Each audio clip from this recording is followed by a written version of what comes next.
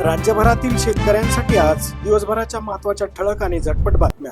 दिवाळीच्या तोंडावर शेतकऱ्यांसाठी राज्य सरकारचे 5 मोठे निर्णय घेण्यात आलेले आहेत, त्यामुळे व्हिडिओ शेवटपर्यंत बघा। मतदार यादीत प्रचंड घोळ, याद्या दुरुस्त केल्याशिवाय स्थानिक स्वराज्य संस्थांच्या निवडणुका घेऊ नका। महाविकास आघाडी शिष्टमंडळाची मुख्य निवडणूक अधिकाऱ्यांकडे मागणी। राज ठाकरे ही महाविकास आघाडीच्या नेत्यासोबत नवीन मतदार यादी प्रसिद्ध का नाही? 2024 मध्ये लोकसभेच्या आणि महाराष्ट्र विधानसभेच्या सार्वत्रिक निवडणुका झाल्या। या दोन्ही निवडणुका दरम्यान मोठ्या प्रमाणावर नवीन मतदार नोंदणी झाली आणि नावे वगळली देखील। पण जी नावे वगळली त्याची यादी किंवा त्याचा तपशील राजकीय पक्षांना का दिला जात नाही? महाराष्ट्र विधानसभाची निवडणुकीची मतदार यादी 30 ऑक्टोबर 2024 ला प्रसिद्ध झाली होती।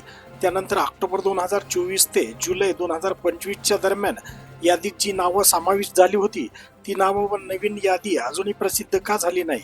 ही यादी लपविण्यात काही राजकीय छुपे हेतू आहेत का, असा सवालही शिष्टमंडळाने केला आहे। संघ असे आहेत की मी तुम्हाला आता नाव घेणार नाही मी आता, पण अशी मतदारसंघ आहेत की इथं बूथ कॅप्चरिंगही झालं। म्हणजे इस्लामपूर शहरामध्ये म्हणजे ईश्वरपूर शहरामध्ये 100% एरिया आता CCTV फुटेजने आहे।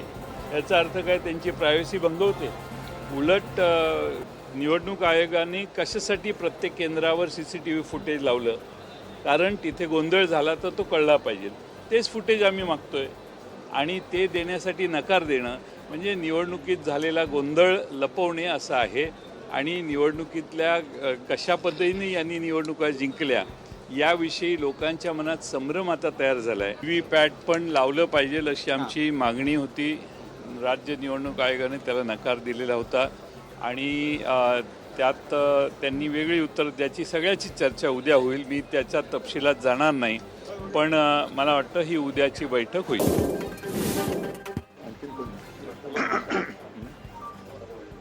एकूणच सर्व परिस्थिती काय आहे, काय चाललेलं आहे याची कल्पना जयंतराव, बाळासाहेब आणि राज यांनी आपल्यासमोर मांडलेली आहे। एकूणच लोकशाहीसाठी, तिच्या रक्षणासाठी महाराष्ट्रातले सर्व राजकीय पक्ष एकत्र आलेले आहेत। आम्ही सर्व एकत्र येत असताना भारतीय जनता पक्षाला सुद्धा पत्र दिलं होतं, पण आज व्यासपीठावर आणि आमच्या कालच्या आणि आजच्या निवडणूक आयुक्तांच्या भेटीमध्ये भाजपाकडनं कोणी आलेलं नाही।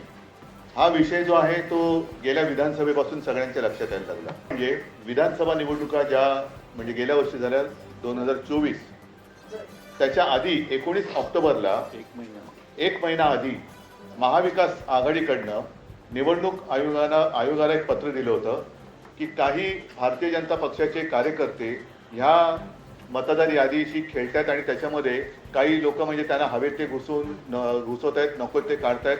हा सगळा खेळ यांचा सुरू आहे। आता जसं या दोघांनी सांगितलं, अगदी हे पुरावे, ही काही यादी आम्ही घरी नाही छापलेल्या। एकेका व्यक्तीचं नाव 4-4 ठिकाणी आहे, एका जागेवरती 200 नावं नोंदलेत। हा सगळा लोकशाहीचा खेळ खंडोबा चाललाय। दोन्ही निवडणूक आयुक्तांना आम्ही सांगितले तर इलेक्शन म्हणजे निवडणूक घ्यायची असेल तर ती निष्पक्षपातीपणाने झाली पाहिजे, नाहीतर इलेक्शनपेक्षा सिलेक्शन करून मोकळे व्हा, तेवढंच आता राहिलेलं आहे। दोघांशी बोलताना पण हे जे समोर आमच्या बसलेत ते आयुक्त म्हणून काही त्यांच्याकडे अधिकार आहेत का, आम्ही कठपुतळी बाहुल्यांशी बोलतोय आणि त्यांचे 2 वरती कुठेतरी आहेत, ते वरनं जशी बोटं हलतील तशी इकडे हालचाली होतात की काय?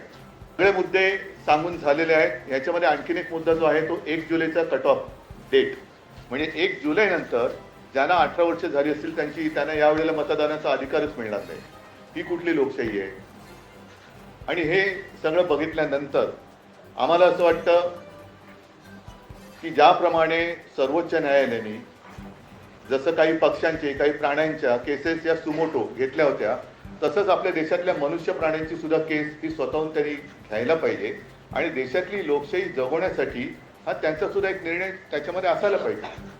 आम्ही राजकीय पक्ष म्हणून आमचं कर्तव्य करतोय, वेळोवेळी निवडणूक आयुक्तांकडे जातोय, दरवाजे ठोकतोय, पण दाद काही मिळत नाही। आमच्यावरती लोकशाहीच्या नावाने जर काही हुकुमशाही गाजवणार असतील तर ही हुकुमशाही आम्ही काही त्यांना गाजवू देणार नाही, हे तर नक्की आम्ही केलेलं आहे। दोन्ही आयुक्तांना आमच्या विरोधी पक्षांची किंवा आमच्या राजकीय पक्षांची, विरोधी नाही राजकीय पक्षांचे प्रतिनिधी मंडळ त्यांना भेटलं, शिष्टमंडळ भेटलं। त्याच्यात आम्ही केंद्राचे जे निवडणूक आयुक्त इकडे आहेत प्रतिनिधी त्यांना भेटलो। त्यांनी सांगितले की स्थानिक स्वराज्य संस्था आणि हा सगळा विषय हा राज्य निवडणूक आयुक्ताकडे येतोय. त्यांच्याकडे भेटला आमचं दुसरं, त्यांनी सांगितलं मतदार यादीचा अधिकार हा केंद्राच्याकडे येतोय. मग नेमका याचा बाप कोण आहे, जबाबदारी कोणाची आहे, का निवडणुका आपल्या घ्यायच्या म्हणून घ्यायच्या आहेत. आणि आम्ही त्यांच्याशी बोलत असताना मुहूर्त काय लागला त्यांनी कळत नाही, पण कालच्या काल निवडणुकांचा कार्यक्रम जाहीर केला. आम्ही त्यांना स्पष्ट शब्दात सांगितलेलं आहे की जोपर्यंत हा संपूर्ण निवडणूक मतदार यादीतला घोळ त्याच्यावरती काही स्पष्टीकरण किंवा तो सुधारत नाही तोपर्यंत या निवडणुका होता कामा नयेत. सुप्रीम कोर्टाचा त्यांनी आदेश आम्हाला दाखवण्याचा प्रयत्न केला, पण सुप्रीम कोर्ट असं कधी कुठेही सांगत नाही की तुमच्यात काही दोष असले तरी चालतील, पण ह्या तारखेच्या आधी निवडणुका घेतल्याच पाहिजे. हा सर्वोच्च न्यायालयाचा काही तसा निर्णय नाही. त्यांनी सांगितले की या निवडणुका सदोष असता कामा नयेत आणि निष्पक्षपातीपणाने ते झाले पाहिजे. आता या सगळ्या गोष्टी झाल्यानंतर दोन्ही आयुक्त समोर बाजूबाजूला होते. आम्हाला त्यांनी सांगितलं की आम्ही याचा सकारात्मक विचार करतो आहोत. म्हटलं विचार करून चालणार नाही, या गोष्टी होता कामा नये. कारण आपल्याला जो काही धक्का बसला होता विधानसभा निवडणुकीच्या निकालानंतर, त्या सगळ्या सत्ताधारी जे आता आहेत त्यांच्या सत्ता प्राप्तीच्या चोरवाटा आम्ही आता अडवलेल्या आहेत. या चोरी ही चोरवाट आहे. त्याच्यानंतर आणखीन एक मुद्दा आम्ही सांगितलं, पण तो त्याचा पुढचा टप्पा आहे. पहिली मतदारांची यादी ही निर्दोष असायला पाहिजे, व्यवस्थित असायला पाहिजे. म्हणजे 117 वर्ष आणखीन 124 वर्ष असे जर का लंबी उमरवाले मतदार असतील तर मला वाटतं जगातलं सगळ्यात चांगलं वातावरण हवामान हे आपल्या देशात आहे. कारण इकडे लंबी आयु दीर्घायुष्य भव म्हणतात ना, तसं झालेलं आहे. थोडक्यात एक तर निवडणूक आयोगाने एक स्वीकारलं पाहिजे की त्यांचा पुनर्जन्मावरती तरी विश्वास असला पाहिजे, आणि नाही तर जे मतदार हयात आहेत आणि त्यांचा मतदाराचा अधिकार हा हिरावून घेतलाय, डिलीट केलेला आहे, मग त्यांच्यावरती सदोष मतवधाचा गुन्हा दाखल करावा का. आणि पुढचा विषय जो आम्ही सांगितलाय तो याचा पुढचा येईल, तो म्हणजे आता पहिला ईव्हीएम वरती आमचा आक्षेप आहेच. ईव्हीएमचा आक्षेप कमी पडतोय की काय, म्हणून आता मुंबई महापालिकांच्या निवडणुका सुद्धा ईव्हीएम वरती तर घेतल्या जातच आहेत, पण व्हीव्हीपॅट पण त्याच्यात ठेवणार नाही. हाही मुद्दा एक महत्वाचा आहे. म्हणजे तुम्ही काही पुरावेच ठेवायचे नाही. जर का तिथलं व्हिडिओ रेकॉर्डिंग मागितलं तर व्हिडिओ रेकॉर्डिंग द्यायचं नाही. मतदार यादीमध्ये सगळा गोंधळ करून ठेवायचा. मतदार याद्या मागितल्या तर ते देत नाहीत. आणि म्हणून म्हटलं की ही काही लोकशाही तुम्ही हुकुमशाहीच्या पद्धतीने चालवत असेल तर ती आम्ही कदापि मान्य करणार नाही.